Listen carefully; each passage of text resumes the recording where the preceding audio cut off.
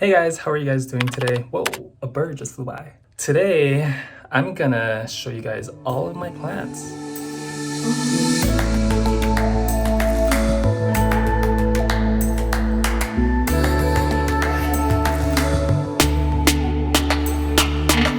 So for the next 2 weeks, I'm gonna be on vacation to the big island of Hawaii where I was born and raised, and my sister is gonna be getting married. So that's what I'll be doing.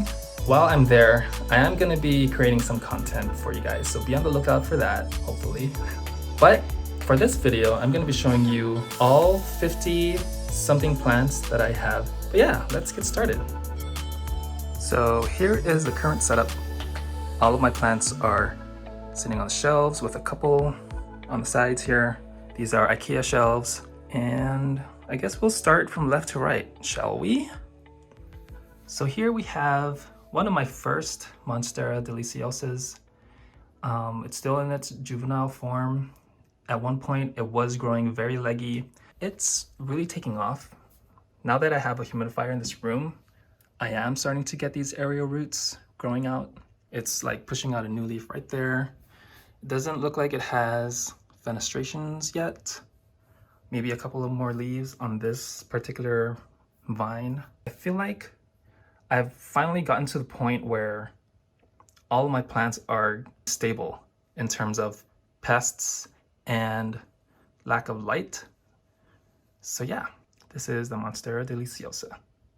Down here we have a ZZ plant, which has been which has been a slow grower. As we all know, it did push out a total of about maybe 4 to 5 new stalks. I haven't seen any new sprouts since. I did just add fertilizer in the pot, so hopefully it gets enough to eat and start growing more babies. Here we have also one of my original plants, the Dracaena Marginata. This one has just been doing its thing. It's barely had any yellowing of the leaves, so I think it's quite happy. It's just growing slowly, but I think it's healthy. Here we have one of the Albo Syngonium propagations that I repotted into soil. It started yellowing because I forgot to water it, because it is in a terracotta pot. And this, let me tell you, this wicks away moisture in like 2 days. So it dried out really quickly, and I must have missed it because it started yellowing and I'm kind of sad. But when I did water it, the leaf itself firmed up a bit, so I know it's still healthy. Here we have a yellow sticky trap, and it's featuring one of the little tiny devils. But the rest of the trap is pristine. If you guys want to know how I came to this point, check out my fungus gnat video, which I tell you how exactly I manage these stupid fungus gnats. But anyway, here we have very juvenile peace lily. When I first bought it, it did have a couple of flowers, and then it stopped flowering. This is about a year ago. And this one has been growing really slowly as well.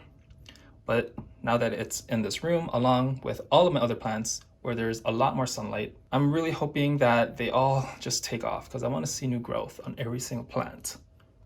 And I just watered this, but I think I watered too much, so I'm gonna have to wipe that up. But to the left of that, we have my Thanksgiving cactus, which has really seen better days.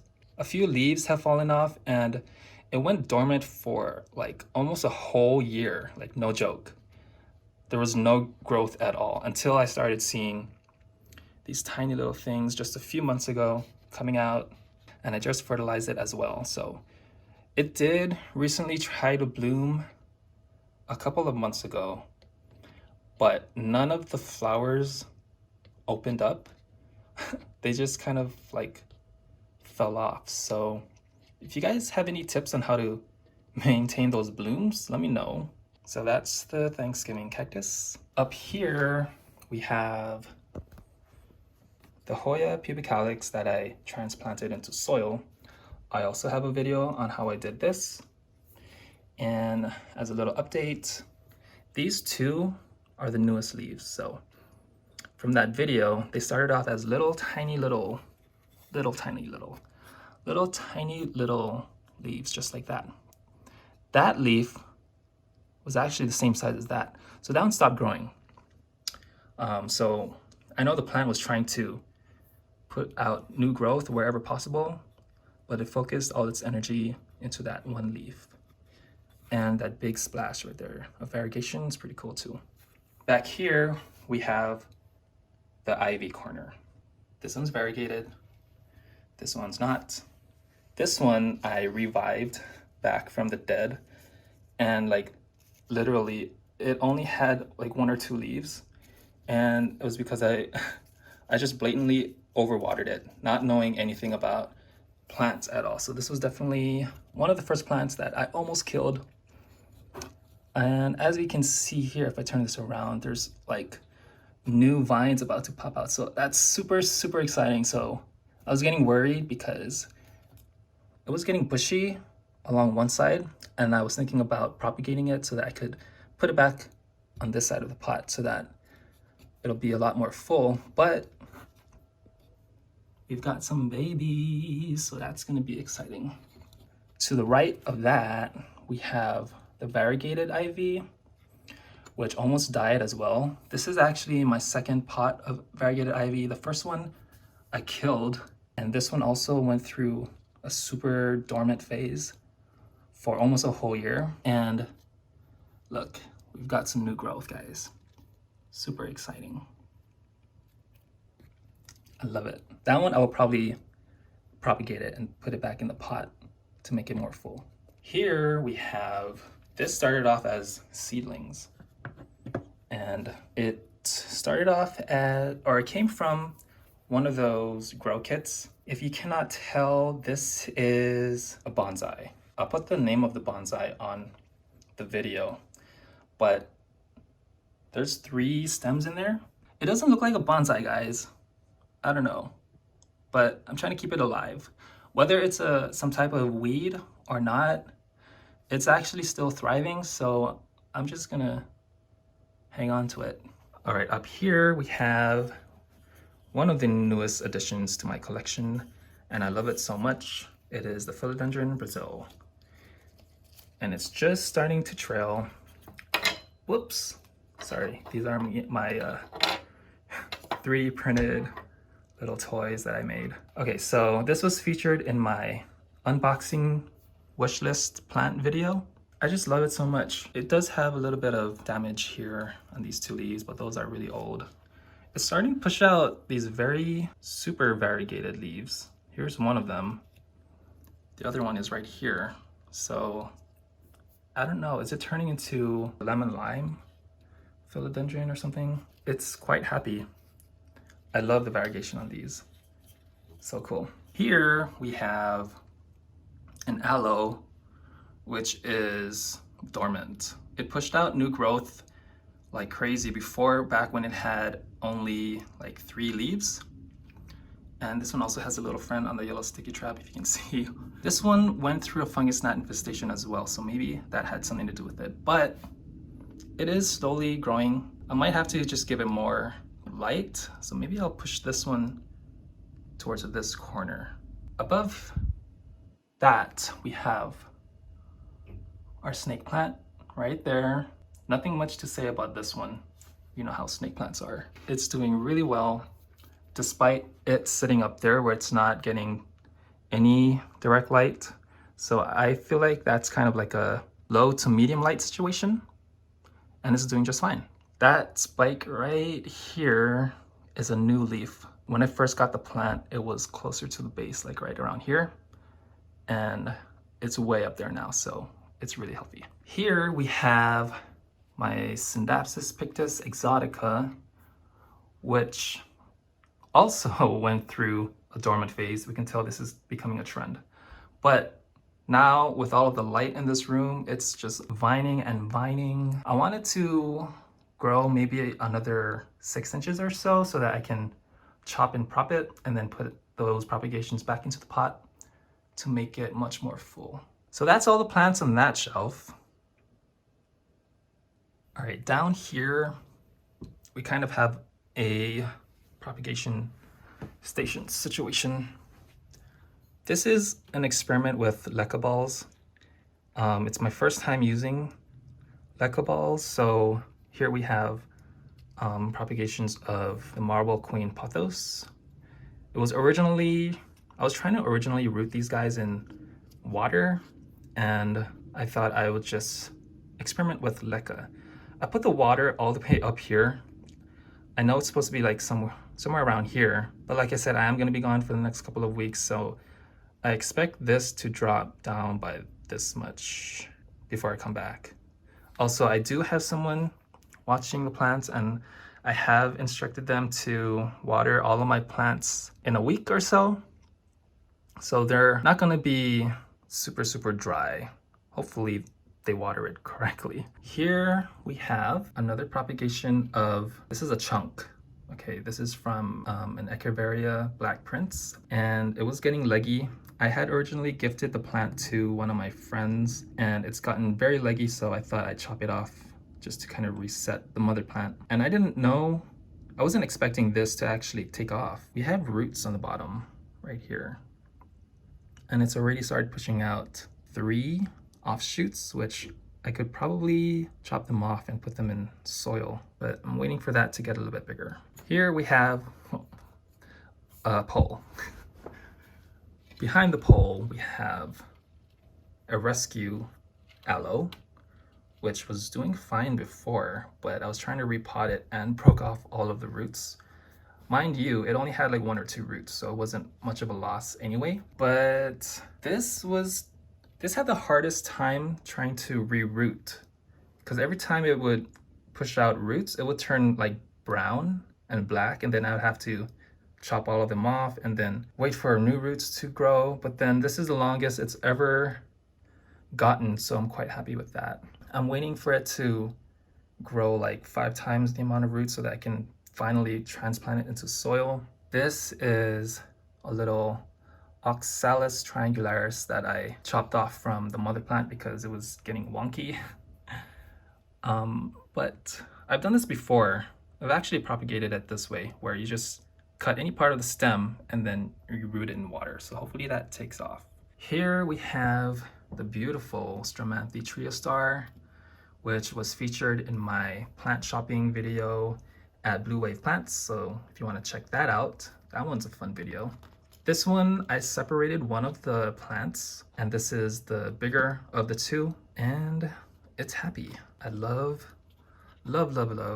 this magenta backside of the leaves. So gorgeous. Here we have an Alocasia Silver Dragon, which was part of my unboxing video with the Philodendron Brasil. This one hasn't really done much. It's looking exactly the same as how I got it. I'm keeping it above a tray of pebbles to keep up the humidity, and as you can see, it's at 70%. I think this Alocasia likes it to be at least 70%. So, I mean, it's not dying or anything, it's not turning yellow, it's not drooping, so I think it's just in a dormant phase. Let's rewind a bit because I skipped these 2. This one here is a watermelon Peperomia, which I got as a gift from my sister. It also has seen better days. A lot of the new leaves from before developed like these tears. So I think that's from low humidity and from not getting enough water. Because as soon as I gave it humidity in this room and then started watering more frequently, the leaves now are becoming more and more beautiful. Like this one, for example. And I just realized this today, how high it's getting, this leaf right here. So I think it's really liking this spot. It's getting a little bit of direct sunlight, but it's not technically direct sunlight. There is a tree up there. So in the morning time until about 12 p.m., these plants here do get direct sunlight, but then that tree helps to diffuse it for all of the plants on this side. So I think it's really good. Thank you, tree. Back to this plant here. It's a bird's nest fern that I recently got. This one, a few days ago, I noticed like white crawly thingies. Those are not what I'm talking about. Those are I don't know what those are, scabs or something. So I noticed white crawly thingies, so I sprayed it with a little bit of neem oil. So hopefully that took care of the problem. Look at the way those are unfurling. So cool. So those are the plants on this shelf. All right, here we have some of my favorite plants in my collection. We'll start with this beautiful Begonia maculata, which was also featured in my Blue Wave shopping tour. It just unfurled this really gorgeous leaf right here. It's so pretty big too in comparison to this one. If we swing this around, I'm not too familiar on this plant's growth pattern because I thought they would just continue growing up and up and up like a vine. But if we take this one, for example, and we go down the vine, it's shooting off growth right here. Below that, it's also shooting out growth close to the soil. Right here, this one just unfurled. After that one, there's this one. So I'm hoping it continues to do that so that it becomes bushier. It seems to be kind of growing like horizontally, if that makes sense, instead of up. So I'm excited about that. Really pretty plant. Here we have the OG that kicked off my YouTube channel. This is the Syngonium elbow, which I did propagate and gave away a couple of cuttings as a giveaway. So as we can see, the top leaves here, the variegation came back. There are a couple of leaves up here that do not have variegation. For example, this one. I think that's just the part of the stem that does not have white on it. But I'm happy because it is still thriving. I am probably gonna propagate it again to make the bottom part more and more bushy. And who knows, I might do another giveaway. I know there's some of you out there who are still interested in this plant, so keep an eye out for that. Here we have the Monstera albo propagations that are sitting in water. And it's just starting to unfurl. This leaf right here, it's still tender, so let's be careful with that. It does have its first set of 2 fenestrations, as you can see right there. That is the top cutting.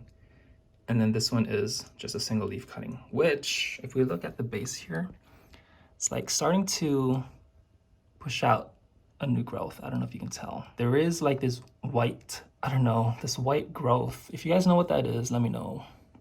I keep scraping it off, but it keeps coming back. I don't know if it's a good thing or a bad thing, but I just switched out the water. I'm a little bit nervous because I should have switched it out a few days ago, but it's been sitting in the water old water for too long, and the root, well, both of the roots closest to the stem are becoming a little bit brown, so I'm getting kind of scared, but we will see. I'm gonna instruct my plant sitter to definitely switch out the water after a couple of days. Behind that, we have a juniper bonsai, a Chinese juniper, I think is what it's called. That one, I have not seen growth. I know it likes a lot of direct sun, so that's why it's sitting here, but I don't know what to do. It's not like dying or anything. The brown that you see is how it came from the store. I don't know, maybe it has actually grown and I just haven't noticed, but that's that. Here we have string of pearls, which is growing slowly. It did shoot out all of these vines quite rapidly, but then it slowed down again. And that was over the course of a few months. I did add fertilizer, so hopefully in the next few months, it's gonna start trailing more and more, because this is my second string of pearls. The first one died on me because it didn't get enough light, so it's getting a lot of light here. Here we have fishbone cactus, otherwise known as the rickrack cactus. And I don't remember the botanical name, scientific name, but this one at first didn't really get enough sunlight, and so it started throwing these tentacles.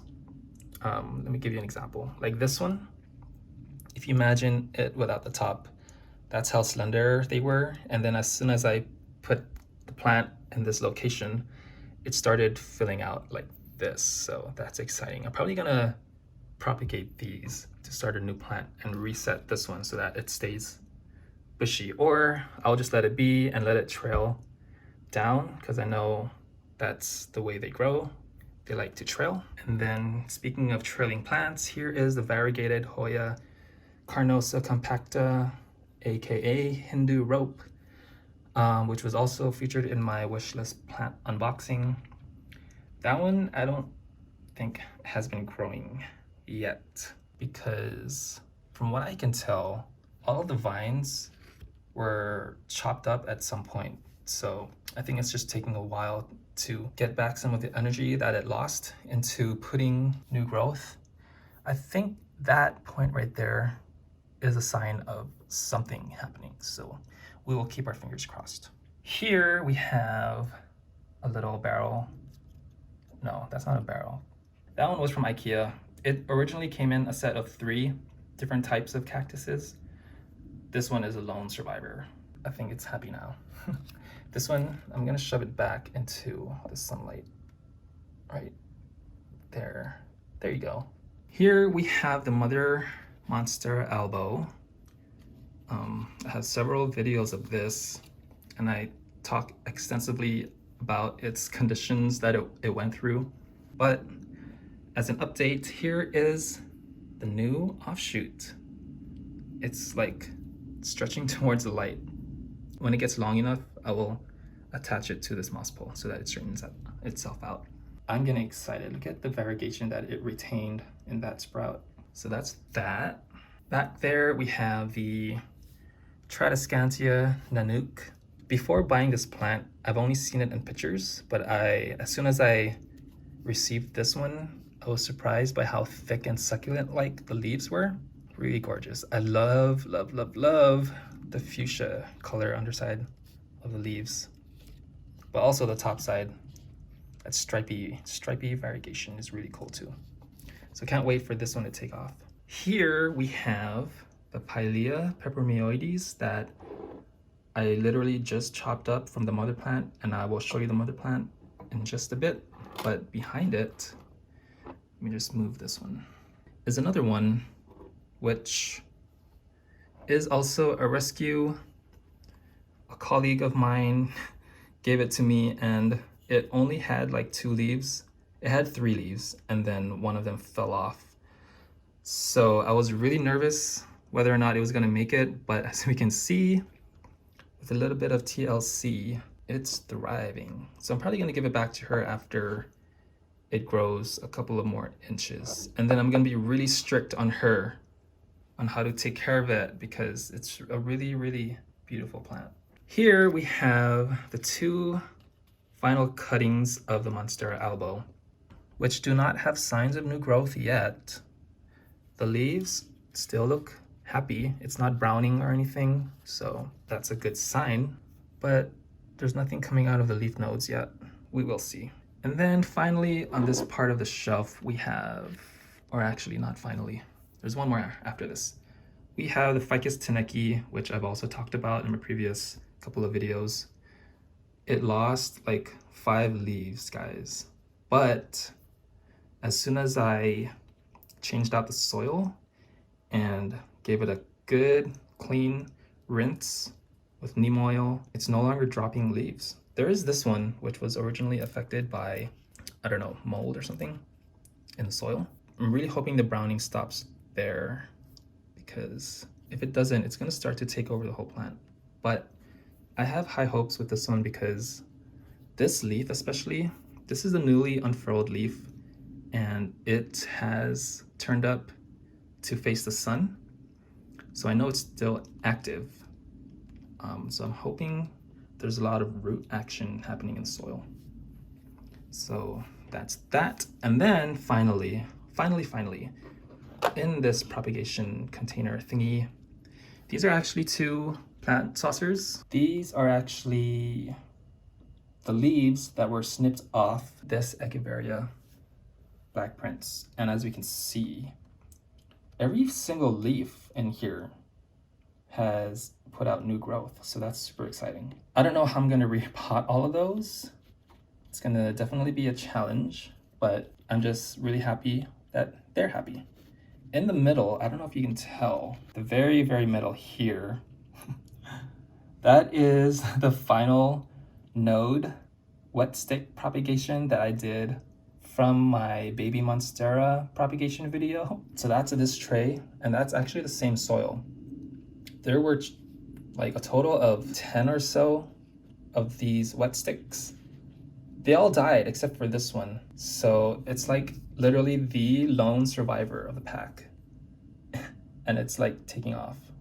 So that's really exciting. Among those, we do have some wet sticks from my Marble Queen pothos, which I don't see any new growth yet, but we will hope for the best. Okay, so those are the plants from that side of the room, and then we'll move on to the final shelf on this side. Let's turn on Mr. Flamingo for aesthetic purposes. There we go. Here we have Marble Queen pothos, and it is such an appropriate name because she is the queen. She's the most lush looking plant I have in my collection. She started off in like a 6-inch pot, I believe, with barely any trails, and just look at her now. Gorgeous. I want it to be really, really full. So as soon as these propagations take off, hopefully, I'm gonna put those back and we'll have a bushier plant. Here we have my Oxalis triangularis purple shamrock, which has started to bloom, as you can see right there. This one went down to like 3 or 4 leaves at one point, and I think that's their normal characteristic, and then they start to bloom when the weather is right again. This is really, really pretty. At night they close up, sort of like this one, but it's still closed, so that one might actually be dead or dying. I don't know, we'll see. But yeah, I love this plant. Here we have another one of the plants that was featured in my wishlist plant unboxing video, and this is the Hoya carnosa Crimson Princess. In that video, I did name this the Hoya carnosa Crimson Queen, but I was mistaken. That's what it was labeled on the website and the packing slip. But we know that the Crimson Queen has variegation that happens along the edges of the leaves. The Princess has a variegation happening on the insides of the leaves, so that's how you can tell. But look at this. This is a new leaf, and that's new growth right there. It's throwing hands. It's so cute. So I'm really, really happy this one is thriving.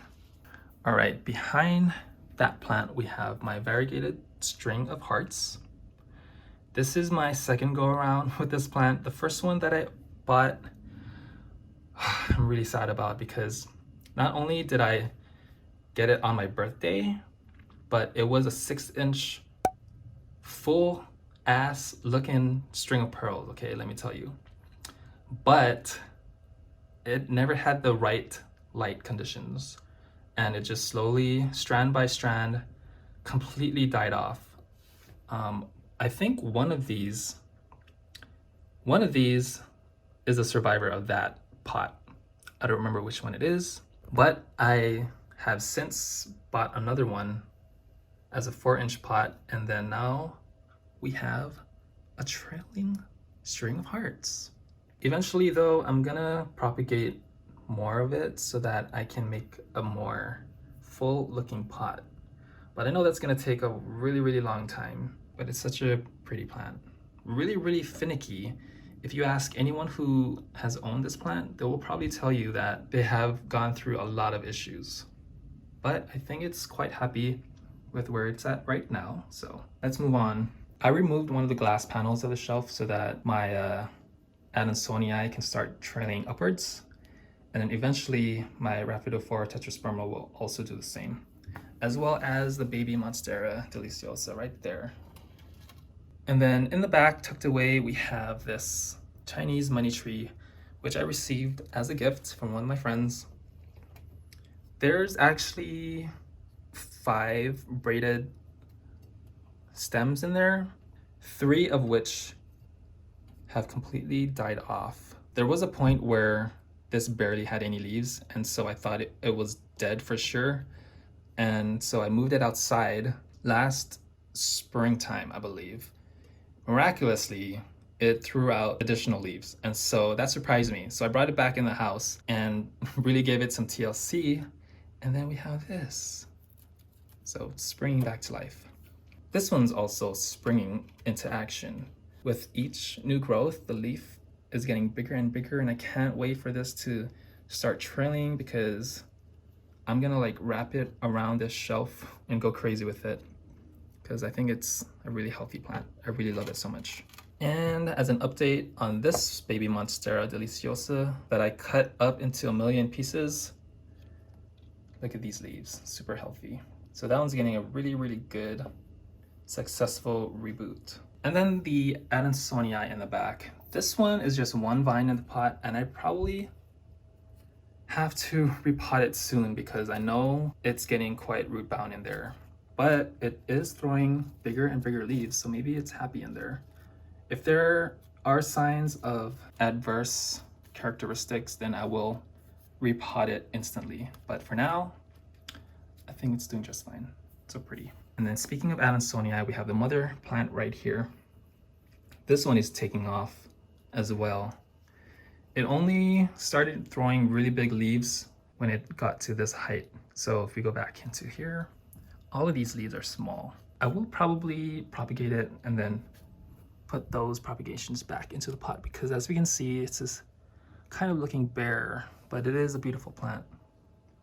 All right, so here we have the mother plant of the plant that I showed you earlier here, the Pilea. And I literally just did this. There is no new growth, obviously. We put some cinnamon in there and I just watered it. So hopefully we'll see babies because I want to see babies because this is like probably the #1 characteristic of this plant, the babies that it pushes out from the soil. I've never got to experience that, so I want to see that.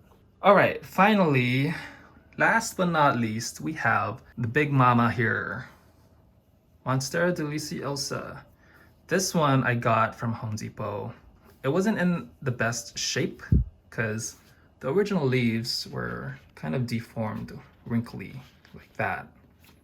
I did bring it home downstairs where I wasn't getting a lot of light. The new leaves that came out slowly lost the fenestrations. As you can see, this leaf right here was one of the leaves that was about to come out when I first brought it home. And because it didn't get enough sunlight, it just stopped filling out. It stopped hardening. And so we're left with this really, really sad, wilty leaf that otherwise would have been really, really beautiful and big. Because after this leaf, it pushed out this one, which has less fenestrations.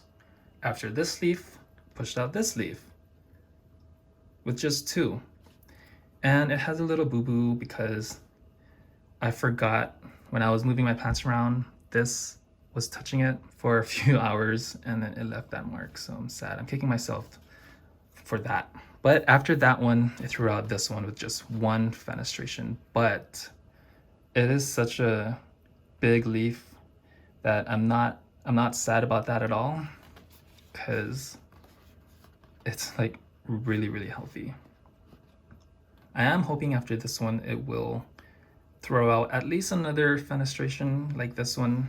So yeah, okay. I just noticed this leaf today.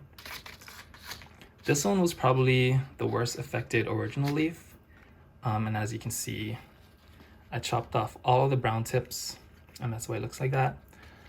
So as one of the original leaves, it is starting to see its final days.